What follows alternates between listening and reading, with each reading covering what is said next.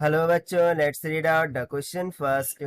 Accelerated motion is always due to options are internal force, friction, external force, none of the above. So basically यहाँ पर question पूछ के रहा है कि एक्सेलरेटेड मोशन ये किसके कारण से होता है, इंटरनल फोर्स, फ्रिक्शन या फिर एक्सटर्नल फोर्स. सो देखिए इसका हम सोल्यूशन देख लेते हैं. So before of that let's see the key concept which we are going to use here for this question. तो सबसे पहले तो हम ये समझने का ट्राई करेंगे कि एक्सेलरेटेड मोशन होता क्या है. ठीक है, what is mean by accelerated motion. So accelerated motion की यदि मैं बात करूं, सो जो एक्सेलरेशन है, ठीक है, जो भी एक्सेलरेशन है किसी भी बॉडी का, वो किसके वैरीज होता है, टाइम के वैरीज होता है. अब ये कैसे? सो देखिए, यदि टाइम बढ़ रहा है, यदि टाइम बढ़ रहा है, सो जो वेलोसिटी है वो क्या होंगी, इंक्रीज होंगी. यदि वेलोसिटी इंक्रीज होती है तो एक्सेलरेशन क्या होता है, dv by dt. So acceleration भी क्या होगा, इंक्रीज होगा. ठीक है, और एक्सेलरेशन इंक्रीज हो रहा है विथ रिस्पेक्ट टू टाइम, इसी को हम क्या बोल देते हैं, एक्सेलरेटेड मोशन. ठीक है, सो चलिए इस कॉन्सेप्ट का यूज करते हुए हम सॉल्यूशन से देख लेते हैं.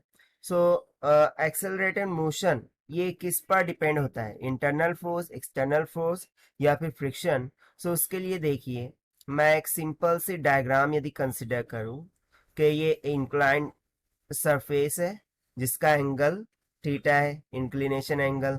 नाउ इस पर कोई बॉडी है, ठीक है, वो डाउनवर्ड डायरेक्शन में क्या कर रही है, रोल डाउन हो रही है. अब इस पर कोई भी फोर्स नहीं लग रही है, ना ही इंटरनल फोर्स ना ही एक्सटर्नल फोर्स.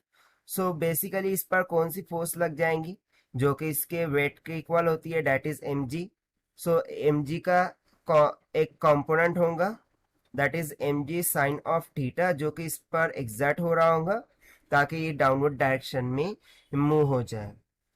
ठीक है, उस तरीके से मैं यदि एक हॉरिजॉन्टल सरफेस कंसिडर करूं, ठीक है, सो उस पर मैं एक मास ले लूं, लेट्स से कि जिसका मास m है. अब मैंने क्या किया, इस पर एक एक्सटर्नल फोर्स एग्जर्ट कर रहा हूं. सो उसकी वजह से ये फॉरवर्ड डायरेक्शन में क्या करने लगेगा, मूवमेंट करने लगेगा, let's say with velocity of v. और ये जो वेलोसिटी है ये विथ रिस्पेक्ट टू टाइम क्या होती जाएंगी, इंक्रीज होती जाएंगी. जैसे जैसे हम एक्सटर्नल फोर्स बढ़ाएंगे, टाइम बढ़ेंगे, टाइम के अकॉर्डिंग, सो उसके अकॉर्डिंग वेलोसिटी भी क्या होती जाएंगी, इंक्रीज करती जाएंगी. और वेलोसिटी यदि इंक्रीज करती है, सो जो एक्सेलरेशन है वो भी क्या होता जाएगा, इंक्रीज करता जाएगा, यानी कि ये एक्सेलरेटेड मोशन में आ जाएगा. सो इट मीन्स दैट कि जो accelerated motion of the particle है वो किस पर डिपेंड कर रहा है, एक्सटर्नल फोर्स पर. तो दोनों ही केसेस में आप देख सकते हैं कि जो मोशन हो रही है वो किस कारण से हो रही है, एक्सटर्नल फोर्स के कारण से हो रही है. ठीक है, सो यहाँ पर हम सिंपली बोल सकते हैं कि accelerated motion is always due to external force. So यहाँ पर हमारा आंसर क्या हो जाएगा, that is simply I can write answer external force. ठीक है, external force. So this is the required answer for this question, which we have solved by using the concept of accelerated motion. Now, if we try to match with the option, so option C will become correct answer for this question. So this is the required solution. I hope you understood well. Best of luck. Thank you.